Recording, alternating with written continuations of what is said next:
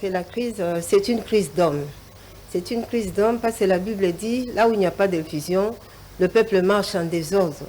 Parce qu'on a beaucoup organisé, parce qu'il est évident que tout ce qui a été proposé n'a pas réussi, n'est pas arrivé à faire décoller la page, sans forcément être mauvais.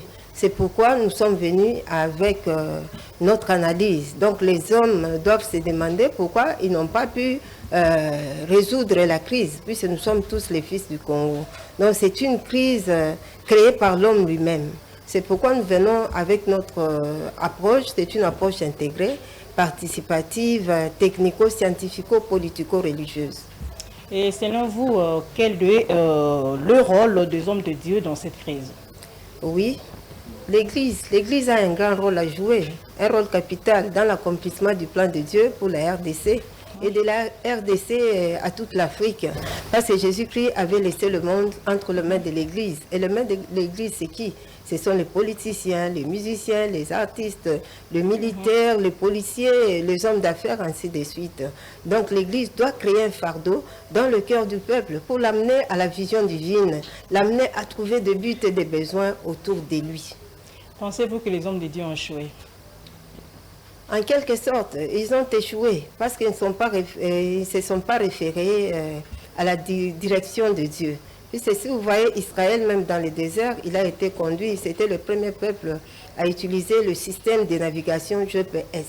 La vision que nous apportons au peuple congolais, c'est comme ces GPS qui étaient avec Israël dans le désert. Donc les hommes ont échoué, ils n'ont pas apporté, ils n'ont pas montré aux gens, les hommes de Dieu, le besoin autour d'eux. Parce qu'ils se sont confiés dans de fausses prophéties, de faux prophètes, ainsi de suite, pour se remplir les poches, pour se faire de la publicité, pour qu'ils soient grands. Ils ne se sont pas référés à Dieu. Dieu est là, il nous attend.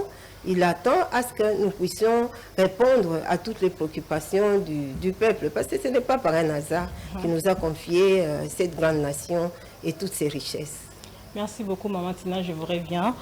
Poursuivons ce journal par cet élément de la présidence de la République où le président Félix-Antoine Tshisekedi a assisté au 5e sommet de chefs d'État africains pour l'instauration de la paix dans l'Est de la République.